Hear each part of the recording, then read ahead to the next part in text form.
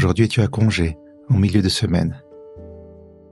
Cette journée libre et inhabituelle tombe bien, car dans un coin de la chambre, tu as mis de côté une pile de cartons. Pas trop en évidence et pas trop caché, pour pouvoir y penser quand tu auras un moment, quand tu auras la motivation. Mais tu n'es jamais enthousiaste à l'idée d'assembler une commode. Il y a 3 semaines en arrière, tu as brièvement regardé la notice. 2h30 de montage pour une simple commode? Mais ça inclut l'abattage de l'arbre? Il faut être à 2 pour le faire? Perplexe, tu regardes les 2 formes pas du tout humaines qui sont censées te représenter avec ton partenaire de montage.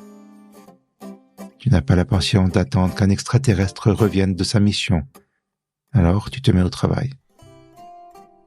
Courage, c'est pour aujourd'hui ou dans longtemps.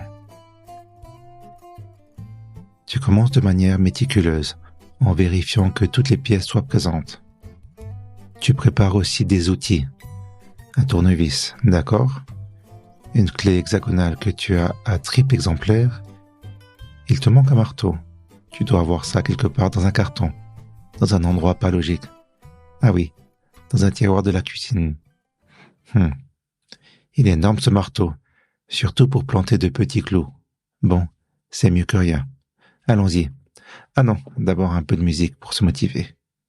Il te faut une playlist avec des morceaux entraînants, mais pas trop rapides, qui doivent te garder calme et concentré.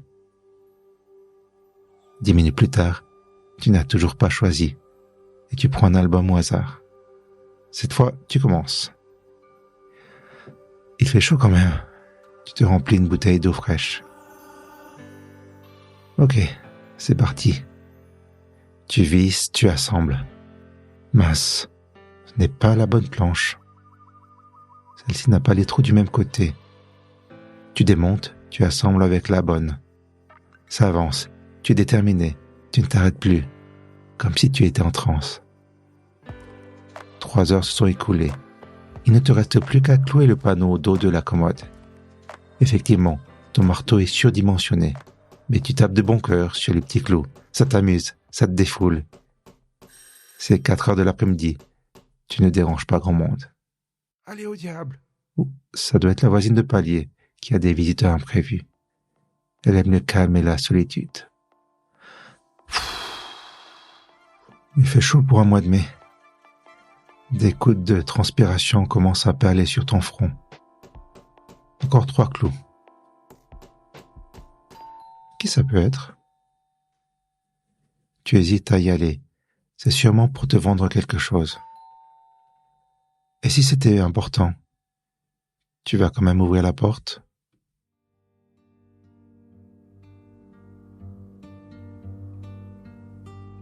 Tu as toujours en main ton énorme marteau.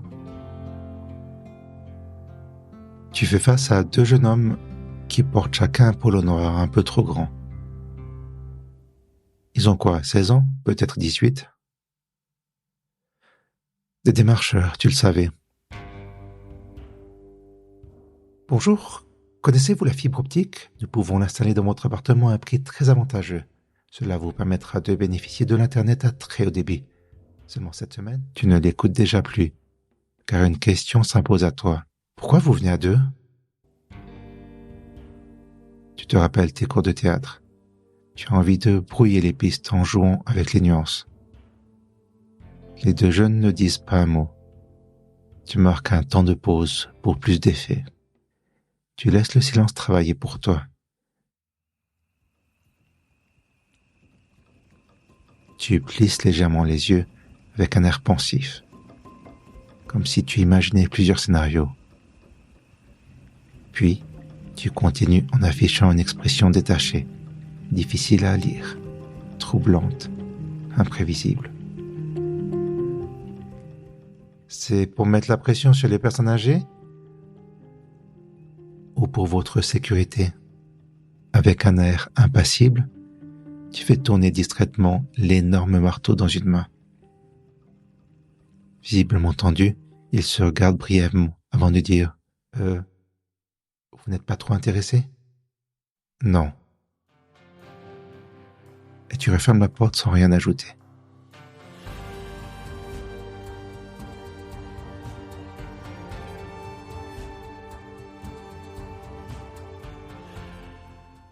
Bon, t'en étais où? Ah oui, la commode. En quelques coups de marteau, tu termines le travail. Tu as à présent plus de place pour ranger et cacher le désordre. Il y a ces anciens rideaux au cas où tu devrais laver ceux que tu as déjà, tes draps si jamais les autres sont en train de sécher. Il y a aussi ces gros pulls d'hiver à ressortir lorsqu'il fait vraiment très froid. Et des oreillers en plus pour des invités que tu n'invites jamais. Est-ce bien utile? Est-ce que tu ne vas pas remplir ta nouvelle commode avec presque rien? Tu cherches à justifier ton nouvel achat, mais tu n'y parviens pas complètement.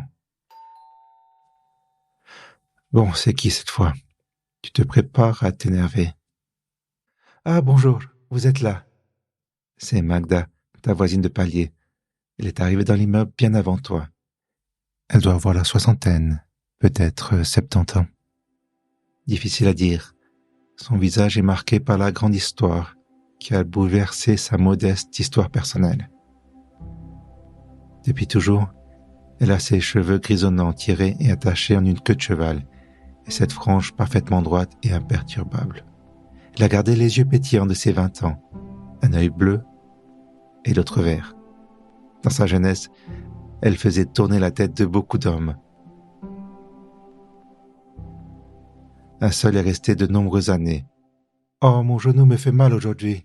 Je n'ai pas encore pu aller chercher le journal, » dit-elle dans un français impeccable. Il n'y a que les airs qu'elle roule comme on traîne un boulet qui trahit ses origines. Et sa manière d'acquiescer en faisant « du fond de la gorge. »« Tu sais, au kiosque, tu réfléchis, le petit magasin au coin de la rue plus loin ? » Elle te donne une pièce en te promettant le thé et les biscuits. « Allez, Yaromir, viens, on va regarder le match. » Un énorme chat noir aux longs poils se faufile à l'intérieur de l'appartement. Magda lève les yeux vers toi en disant « Tu pourras aussi regarder si tu veux. » Tu sais déjà de quel match elle parle. Tu réponds « On verra, peut-être, à tout à l'heure. » Tu repars chez toi, tu enfiles une paire de sandales, tu fermes la porte et tu sors. Ça te fera du bien de prendre l'air. Tu marches tranquillement. Pas de stress. La boutique est toujours ouverte, presque jour et nuit. Il y a toujours du vent ici. En hiver, c'est désagréable, mais là, c'est une petite brise rafraîchissante. Tu éternues. Saleté de pollen. Tu entres. Le magasin est minuscule, à peine plus grand que ton salon, mais il fait presque tout. Kiosque, alimentation, quincaillerie et même brocante. Tout est mélangé. La disposition change presque tous les jours. C'est vivant, organique et un peu énervant. Un frigo à boissons est à côté d'une étagère avec des théières en fer blanc. Il y a un étalage de fruits et légumes avec un pot de roses fraîchement coupé. Plus loin, dans un coin, on a mis un vieil établi en bois avec de l'outillage de jardin. Tu éternues une fois de plus. Santé et prospérité à toi. Salut Idrissa, comment ça va? Ah, moi ça va, mieux que le Mali. Le Mali va mal. Oui, tu as vu, ça ne va pas mieux là-bas. Et toi, ça va? Et tes parents, ta famille? Tu passes toute ta famille et tes amis en revue. Il hoche la tête d'un air satisfait. Malgré sa quarantaine d'années, il a déjà l'apparence sage, avec sa sorte de toge d'un blanc immaculé, quel que soit le jour, la saison ou le moment de la journée. Il sort tout droit d'une publicité pour produits à lessive. Bon, de quoi tu as besoin aujourd'hui? Tu lui demandes s'il a encore un exemplaire du journal d'aujourd'hui. Il éclate de rire et dévoile toutes ses dents aussi blanches que sa toge. Tu achètes le journal? Tu n'as pas Internet? Tu lui expliques que si, que tu aurais même pu avoir la fibre optique. Mais c'est une autre histoire. Non, c'est pour la voisine. Tu vas vers le rayon des magazines et des journaux. Tu saisis le fameux journal, tu attrapes au passage un sachet de bonbons à la menthe et une boîte de fusibles. Autre chose?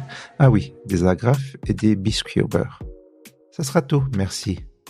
Idrissa met tout dans un sac de jute. Cadeau de la maison. Merci. Tu payes. Avec plaisir et à demain. Il dit toujours ça. Je ne sais pas trop pourquoi. À bientôt.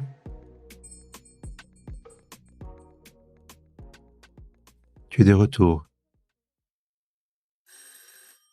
Tu entends une voix à l'intérieur. Entre. Je suis au salon.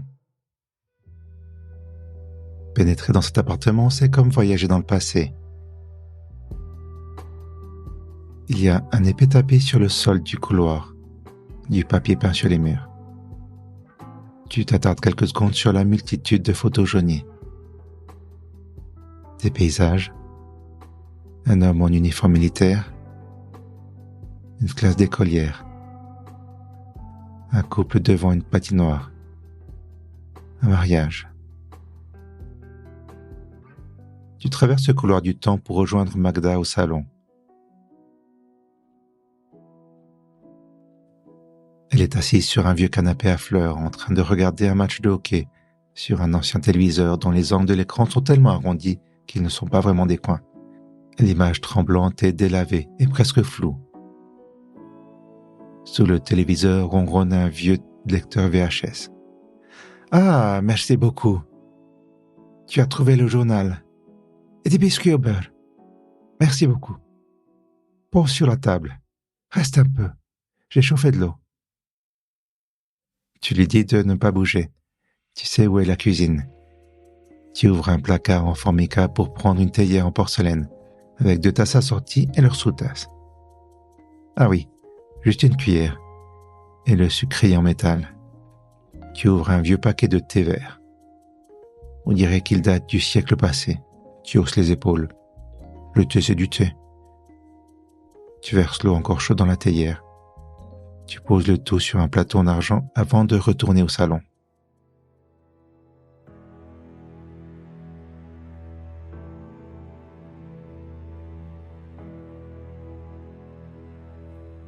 Je viens de commencer le match. C'est la finale République tchèque contre la Russie. Les Jeux olympiques de Nagano, 1998. Tu verses l'eau chaude dans sa tasse. Juste de l'eau chaude, c'est une habitude. Et par contre, un sachet pour toi. Tu ouvres le paquet de biscuits que tu disposes sur une assiette en porcelaine. Tu anticipes en disant que tu ne restes pas trop longtemps. Magda n'écoute déjà plus, elle est dans le match. Tu t'assieds sur le canapé, juste à côté du chat qui te regarde avec défiance. Une fois de plus, Magda te raconte tout et dans le désordre sur le hockey. Le hors-jeu différé, les one-timers, les shoots du poignet, le jeu de puissance. Tu ne comprends pas tout, mais tu admires sa passion. C'est son moment à elle. Au début, elle n'appréciait pas ce sport, trop brutal. Mais un jour, au lieu d'attendre la fin de l'entraînement devant la patinoire, elle est entrée pour s'asseoir sur les gradins. Elle n'observait que lui, son futur mari.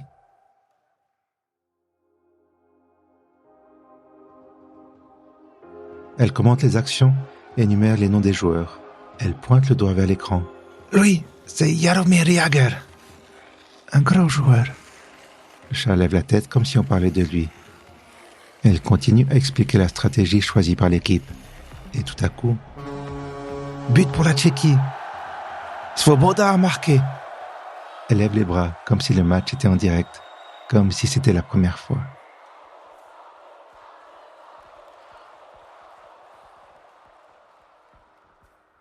Le match défile sur l'écran. Il n'y aura pas d'autre but. La Tchéquie est championne olympique. Au moment où l'hymne national tchèque retentit, tu es étrangement ému et fier pour ces inconnus. Tu te tournes vers Magda. Elle s'est endormie. Tu entends sa respiration régulière et paisible. Elle semble heureuse dans son sommeil. Tu sirotes tranquillement ton thé tiède et tu te lèves pour éteindre la télévision et... Mais où est le bouton? Ah, voilà. Et le lecteur VHS. Le chat s'étire sur le canapé avant de refermer les yeux d'un air satisfait. Bonne nuit, Magda.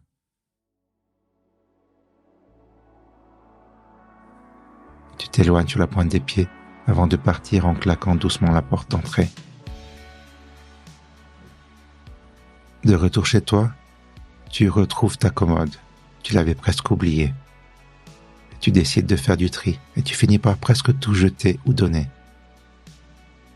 Tu fermes doucement les tiroirs vides du meuble avant d'aller te coucher.